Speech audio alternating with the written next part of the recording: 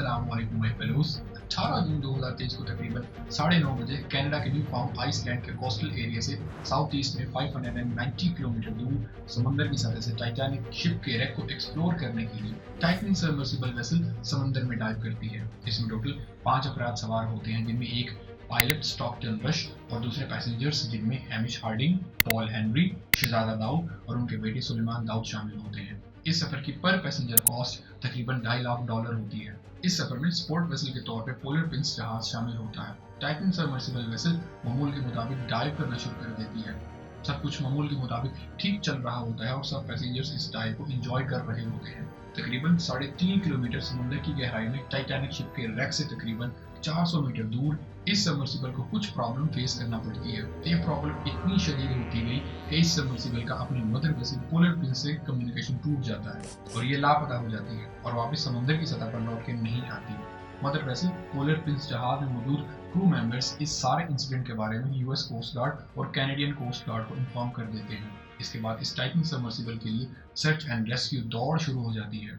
Search and rescue के बाद ये पता चलता है कि टाइटन सबमर्सिबल वेसल पानी के अंदर तबाह हो जाती है। तो आइए समझते हैं इस सारे वाक़े के पीछे छुपे हुए सारे सवालात के जवाब आज की इस वीडियो में with respect to engineering point of view. Welcome to engineering time.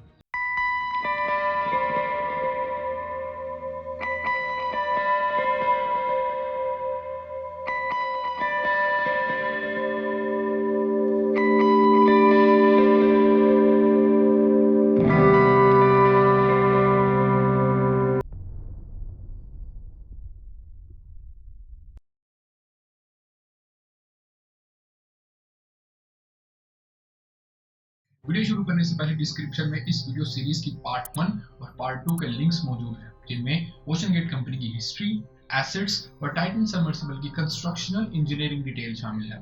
आप इनको भी चेकआउट कर सकते हैं। तो शुरू करते हैं टाइटन सबमर्सिबल की डाइव हिस्ट्री से आज की ये वीडियो। इस सबमर्सिबल को शुरू से ही डाइव के दौरान कुछ न कुछ प्रॉब्लम्स को फेस करना पड़ा और बाज़ औक़ात तो डाइव्स को भी कैंसिल करना पड़ा। इसने 2018 के बाद डाइव ऑपरेशन स्टार्ट कर दिए, लेकिन बहुत बार टाइटैनिक के रेक तक डाइव करने के लिए डाइव्स को कैंसिल करना पड़ा, जिसकी वजह bad weather conditions, technical malfunction problems और परमिट्स वगैरह शामिल हैं। फिर 2019 में कॉर्ल स्टैनले ने स्टॉकटन रश के साथ डाइव में पार्टिसिपेट किया, लेकिन बाद में इसने स्टॉकटन रश को अपने खदशात के बारे में ईमेल की। इन खदशात में डाइव के दौरान तेज क्रैकिंग नॉइज शामिल थी। ये क्रैकिंग नॉइज यानी टूटने की आवाज़ एक पोर्शन की तरफ एसोसिएटेड थी। इनसे ये पोर्शन बहुत ज्यादा प्रेशर की वजह से क्रश कर जाएगा, यानी टाइटन के हल में एक जगह जो टूट रही हो। इसके बाद भी स्टैनले ने ईमेल की कि मेरे ख्याल में इस हल के फ्लैंज की तरफ डिफेक्ट है जो खतरनाक साबित हो सकता है। फिर स्टॉकटन रश ने कहा कि हम इस पर मजीद टेस्ट कंडक्ट कर रहे हैं। फिर जनवरी 2020 के बाद टेस्टों के मुकम्मल हो जाने के बाद टाइटन के हल में साइक्लिक फटीग्स नजर आने लगती हैं, यानी बार बार इस्तेमाल के बाद क्रैक्स का आ जाना वगैरह। फिर 2021 में एक और डाइव के दौरान 30 मीटर की गहराई में multiple technical issue, communication loss, system propulsion error और कंप्यूटर का स्टॉप वर्किंग हो जाने की वजह से ये डाइव भी अवॉइड करना पड़ी। फिर 2021 के सीजन में, यानी इन दिनों जब यहाँ पर बर्फ नहीं होती, तो OceanGate company mother vessel के तौर पे होराइजन आर्कटिक को सिलेक्ट करती है। फिर एक अनसक्सेसफुल डाइव के दौरान टाइटन सबमर्सिबल समंदर की तह में 4 घंटे तक फंसी रहती है बिकॉज ऑफ मैकेनिकल प्रॉब्लम, जबकि ये टाइटैनिक शिप के रेक तक भी नहीं पहुंच पाई और ना ही वापस पहुंच पाई। पैसेंजर्स टाइटन के अंदर इस डाइव को कैंसिल कर देते हैं, जबकि ये पैसेंजर्स 20 घंटों तक टाइटन के अंदर फंसे रहते हैं। फिर इन्हीं पैसेंजर्स में से एक पैसेंजर ने 2023 में ये बताया कि मैंने इस सबमर्सिबल के सफर पर वाकई अच्छा वक्त गुजारा, हालांकि हम समंदर की तह में फंस गए थे। फिर 2020 में ओशन गेट कंपनी एक ट्रिप ऑर्गेनाइज करती है और फिर दोबारा होराइजन को सपोर्ट वेसल के तौर पर सिलेक्ट करती है। 2 जुलाई 2022 को एक पैसेंजर एलन एस्ट्रेडा अपना ये एक्सपीरियंस अपने यूट्यूब चैनल पर डॉक्यूमेंटेड करते हैं और कहते हैं ज्यादा कामयाबियों में से एक।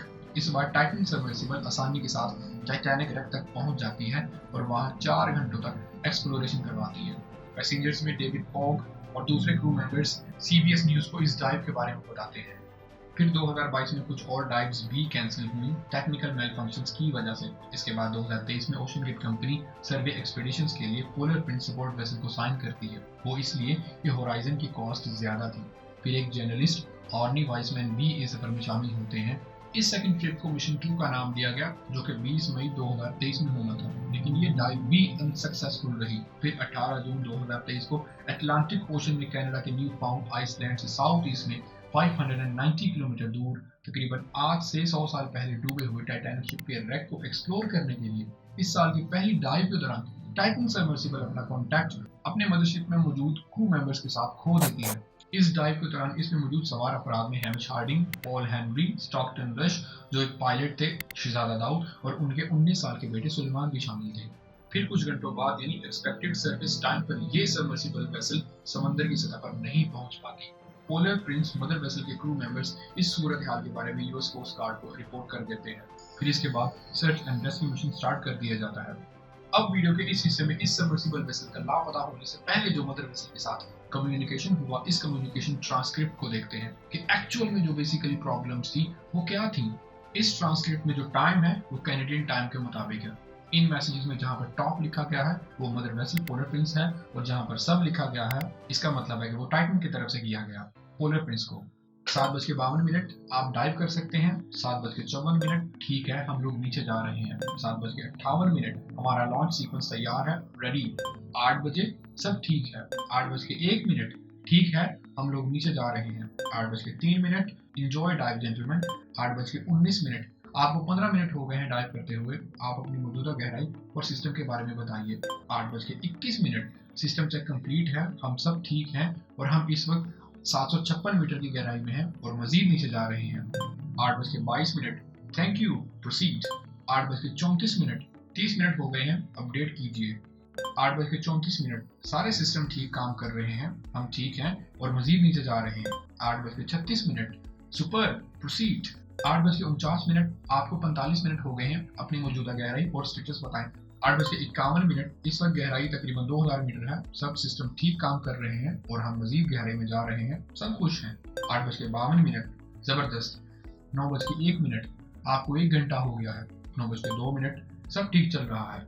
9:15 आपको 75 मिनट्स हो गए हैं, अपनी मौजूदा गहराई और स्टेटस बताइए। क्या आपको वेलोसिटी यानी नीचे जाने की स्पीड एडजस्ट करने की जरूरत है?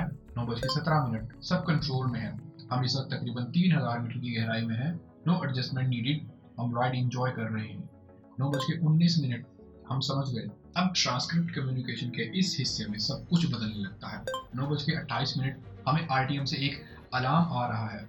आरटीएम का मतलब है रियल टाइम हल हेल्थ मॉनिटरिंग सिस्टम, यानी सबमर्सिबल के हल में जो सेंसर्स आने वाली स्ट्रेसेस को डिटेक्ट करते हैं, ये बेसिकली वो सिस्टम होता है जो बताता है कि हल में इस वक्त इतनी स्ट्रेसेस तो नहीं आ रही कि स्ट्रक्चर फेल हो जाए। 9:28 हम अपनी नीचे जाने की रफ्तार कम कर रहे हैं, इस वक्त हम तकरीबन 3500 मीटर की गहराई पर हैं।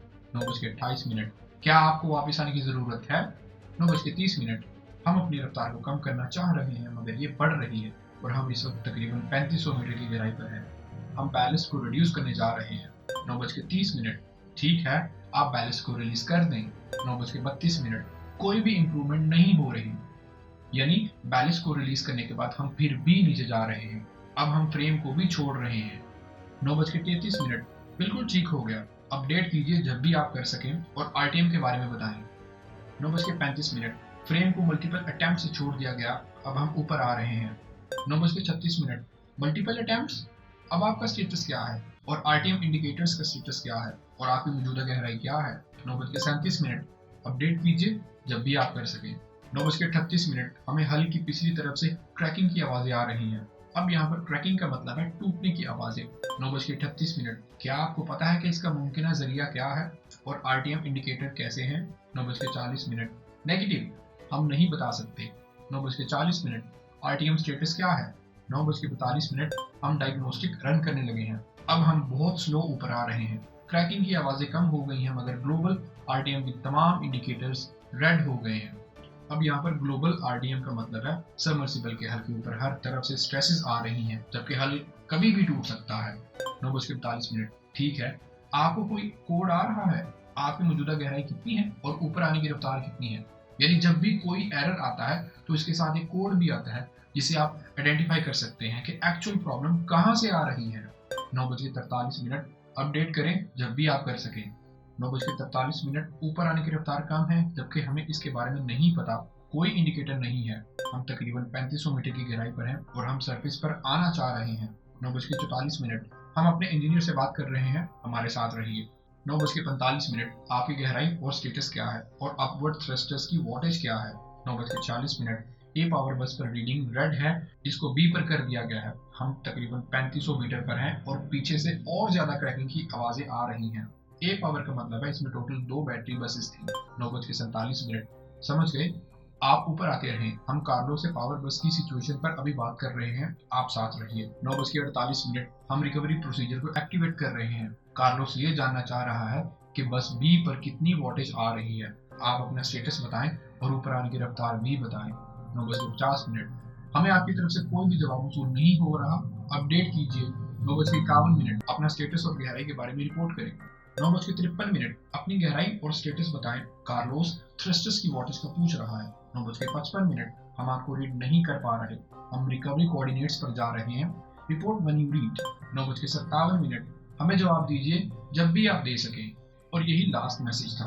इन सारे मैसेजेस से हमारे तमाम शक व शुबहात की कंफर्मेशन हो जाती है कि टाइटन सबमर्सिबल लापता हो गई है। फिर जब एक्सपेक्टेड रीसर्फेसिंग टाइम तक भी टाइटन के बारे में कोई भी कंफर्मेशन नहीं होती, तो पोलर पीस में मौजूद क्रू मेंबर्स इंतजार करने के बाद इस सारी सिचुएशन के बारे में यूएस कोस्ट गार्ड और कैनेडियन कोस्ट गार्ड को इन्फॉर्म कर देते हैं।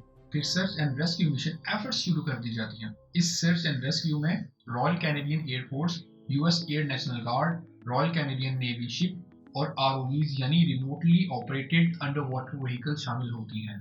फिर 19 जून को 3 C-130 हरकुलिस एयरक्राफ्ट भी शामिल हो जाते हैं। इस रेस्क्यू एंड सर्च मिशन में बहुत सारी मुश्किलात आती हैं, जिनमें रिमोट लोकेशन, वेदर, सी कंडीशंस और वाटर टेम्परेचर शामिल होते हैं। फिर 22 जून 2023 को 1:18 पर US Coast Guard northeast sector announce करता है कि इन्हें टाइटैनिक शिप के रैक के नजदीक टाइटन सबमर्सिबल के डेब्रिज मिले हैं। इन डेब्रिज यानी टुकड़ों को आरओवीज ने 5 घंटों की सर्च से ढूंढा है। तकरीबन 4:30 बजे US Coast Guard press conference में ये बताते हैं कि ये सबमर्सिबल तबाह हो गई है कैटास्ट्रोफिकल इम्प्लोजन के नतीजे में, जो इसके प्रेशर चैम्बर में हुए। और ये टाइटन सबमर्सिबल के टुकड़े टाइटैनिक शिप के रैक के बो से तकरीबन 500 मीटर दूर नॉर्थ ईस्ट में मिले हैं। टाइटन में बैठे तमाम लोग कैटास्ट्रोफिकल इम्प्लोजन की वजह से मारे जा चुके थे। आप देख सकते हैं कि ये कैटास्ट्रोफिकल इम्प्लोजन कितना खतरनाक हुआ था और अंदर बैठे लोगों को पलक झपकने का भी मौका नहीं मिला। ये सब कुछ सिर्फ कुछ ही मिली सेकेंड्स में हुआ। इम्प्लोजन बेसिकली एक्सप्लोजन का उल्टा होता है, यानी एक्सप्लोजन में जो फोर्सेस होती हैं वो सोर्स से दूर जाती हैं, जबकि इम्प्लोजन में फोर्सेस सोर्स की तरफ जाती हैं और ऑब्जेक्ट को स्क्वीज कर देती हैं। इसके अलावा जब टाइटैनिक शिप डूब रहा था तो ये 2 हिस्सों में टूट गया था। ये 2 हिस्से समुद्र की तह पर 600 मीटर आपस में दूर हैं, जबकि टाइटन का मलबा टाइटैनिक के करीब तकरीबन 500 मीटर दूर नॉर्थ ईस्ट में मिला था। समुद्र के इस हिस्से में पानी का बहुत ज्यादा प्रेशर होता है। अब चूंकि टाइटैनिक का मलबा 3800 मीटर की गहराई में है, तो यहाँ पर प्रेशर 40 मेगापास्कल होगा, जो कि 390 टाइम्स सरफेस से ज्यादा होगा। टाइटन सबमर्सिबल के कैटास्ट्रोफिकल इम्प्लोजन ने बहुत सारे सवालों को जन्म दिया, जिनमें majorly choose of material, standard constructional techniques और प्रोसीजर्स वगैरह शामिल हैं। चूंकि Titan submersible vessel international water में ऑपरेट कर रही थी, इसने किसी भी पैसेंजर को पोर्ट से पिक नहीं किया, लिहाजा इस पर सेफ्टी रेगुलेशंस का लाजिम नहीं था और ये किसी भी रेगुलेटरी एजेंसी से सर्टिफाइड भी नहीं थी। इसके डिजाइन में बहुत सारे इश्यूज थे, जिनमें सबसे बड़े इशू में चूज ऑफ मटेरियल यानी कार्बन फाइबर मटेरियल का हल में इस्तेमाल था। 2015 में जियो मरीन की प्रेसिडेंट लीज टेलर भी स्टॉकटन रश को वार्न करती हैं against use of carbon fibre. फिर 2023 में फिर से रिकाउंटेड करते हुए यही कहती हैं इस मकसद के लिए ये मटेरियल ठीक नहीं। 2019 में रॉब मैकैलम स्टॉकटन रश को ईमेल करके वार्न करते हैं कि तुम खुद को और अपने क्लाइंट को खतरे में डाल रहे हो और डूबे हुए टाइटैनिक के रैक की एक्सप्लोरेशन की राह में वही दोहरा रहे हो, शी इज अनसिंकेबल। ये वही दावा था जो टाइटैनिक शिप के बारे में किया गया था, लेकिन टाइटैनिक शिप अपनी पहली जर्नी के दौरान ही डूब गया और ये दावे के पेश नजर टाइटन सबमर्सिबल भी डूब गई। रॉब मैकैलम की ईमेल को स्टॉकटन रश ने सीरियसली पर्सनल इंसल्ट कहा। 2019 में ओशन गेट कंपनी एक ब्लॉग पोस्ट पब्लिश करती है और एक्सप्लेन करती है कि टाइटन क्यों सर्टिफाइड नहीं। इस पोस्ट में ओशन गेट कंपनी ये कहती है कि ज्यादातर मरीन और एविएशन एक्सीडेंट्स ऑपरेटर के एरर की वजह से हुए हैं, ना कि मैकेनिकल फेलियर की वजह से। 2022 में एक जर्नलिस्ट डेविड पॉप, जिन्होंने टाइटन में एक्सप्लोरेशन की, वो कहते हैं कि टाइटन में इमरजेंसी लोकेटर बीकन नहीं थे। Basically emergency locator beacon radio beacon है जो फिक्स लोकेशन को मार्क करता है और इसे डायरेक्शन भी फाइंड की जाती है। इसको एज डायरेक्शन फाइंड सिस्टम के तौर पर शिप्स, एयरक्राफ्ट और व्हीकल के लिए लगाया जाता है।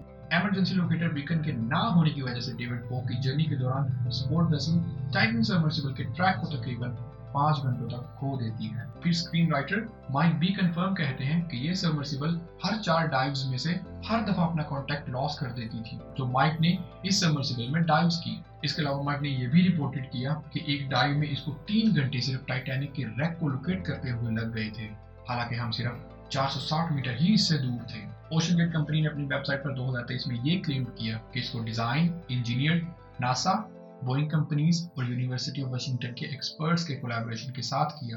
जबकि टाइटन के लापता होने के बाद यूनिवर्सिटी ऑफ वाशिंगटन की अप्लाइड फिजिक्स लैब ये कहती है कि इसकी कोई भी इन्वॉल्वमेंट नहीं थी टाइटन के डिजाइन, इंजीनियरिंग और टेस्टिंग में। इसके अलावा बोइंग कंपनीज के स्पोक पर्सन ने यह कहा कि टाइटन को डिजाइन करने और बनाने में हमारी कोई भी शराकत नहीं थी। और नासा के स्पोक पर्सन ने भी ये कहा कि नासा का मार्शल स्पेस फ्लाइट सेंटर का ओशन गेट कंपनी के साथ स्पेस एक्ट एग्रीमेंट था, लेकिन टाइटन की अपने वर्कफोर्स या फैसिलिटीज के जरिए टेस्टिंग और मैन्युफैक्चरिंग नहीं की गई थी। स्टॉकटन रश ने ये कहा कि हमने टाइटन के हल में इस्तेमाल होने वाले कार्बन फाइबर को बोइंग कंपनी से खरीदा, जबकि बोइंग कंपनी ये कहती है कि हमारे पास कोई रिकॉर्ड ही नहीं कि हमने कार्बन फाइबर को ओशन गेट कंपनी को बेचा, जबकि इसको कहीं और से ही डिस्काउंट पर खरीदा, जो कि ये कार्बन फाइबर अपनी शेल्फ लाइफ गुजार चुका था। यानी टाइटन को इस्तेमाल किए हुए कंपोनेंट्स की बिना पर इम्प्रोविजनल डिजाइन किया गया। अगर सादा अल्फाज में ये कहा जाए तो ये जुगाड़ी काम किया गया था। तो माय फेलोज, अब तक आप बखूबी समझ गए होंगे कि ओशन गेट कंपनी ने कितने ब्लेंडर्स किए। अगर टाइटन सबमर्सिबल की टोटल डाइव को देखा जाए तो टाइटन सबमर्सिबल सिर्फ अपनी 90 डाइव्स में से सिर्फ 13 टाइम्स ही टाइटैनिक के रैक तक पहुंच पाई, क्योंकि डाइव्स का सक्सेस रेट सिर्फ 14% पर ही था और हर दफा डाइव के दौरान कोई ना कोई प्रॉब्लम जरूर पेश आती। अगर देखा जाए तो ये टाइटन सबमर्सिबल की इन्वेंशन नहीं थी, बल्कि सिर्फ और सिर्फ प्रॉफिटेबल बिजनेस था, जहां पर इन्वेंशन के हर मोड़ पर बहुत सारी डंडियां मारी गई, जुगाड़ लगाए गए। इवन के स्टॉकटन रश ने अपने ही इंटरव्यू में खुद ये क्लेम किया, I've broken some rules to make this. I think I've broken them with logic and good engineering behind me, the carbon fiber and titanium. You know, at some point, safety just is pure waste. I mean, if you just want to be safe, don't get out of bed, don't get in your car, don't do anything. और यहाँ तक कि OceanGate company के director of marine operations David Lochridge ने ही इस पर case कर दिया था क्वालिटी कंट्रोल और सेफ्टी कंसर्न को लेके, लेकिन बाद में इसकी सेटलमेंट हो गई थी। जब एक डॉक्टर सेफ्टी कंसर्न पर अपनी नेग्लिजेंसी शो करता है तो वो अपनी प्रैक्टिस से तो आउट हो जाता है, मगर इसकी नेग्लिजेंसी का असर सिर्फ एक मरीज की जान पर ही होता है। जबकि अगर एक इंजीनियर अपनी नेग्लिजेंसी शो करता है तो इसकी नेग्लिजेंसी का असर बहुत सारे लोगों की जिंदगियों पर भी हो सकता है, जैसा कि टाइटन सबमर्सिबल के केस में हुआ, जिनमें एक पायलट और 4 पैसेंजर्स ने अपनी जान गंवाई। तारीख के औराक में स्टॉकटन रश का नाम भी इस लिस्ट में शामिल हो गया है, list of inventors killed by their own inventions. तो माय फेलोज, इसके साथ ही हमारी टाइटन सबमर्सिबल मिस्ट्री की ये सीरीज खत्म हुई। आई होप सो कि आपको ये सीरीज पसंद आई होगी। अगर आपने इस सीरीज की पहली 2 वीडियोस को नहीं देखा तो डिस्क्रिप्शन में लिंक मौजूद है, आप जाके इनको चेकआउट कर सकते हैं। तो माय फेलोज, आप इस चैनल को अपने दोस्तों के साथ शेयर कीजिए और वीडियो को लाइक कीजिए, चैनल को सब्सक्राइब जरूर कीजिए और अपना बहुत सारा ख्याल रखिए। मिलते हैं नेक्स्ट वीडियो में। अल्लाह हाफिज।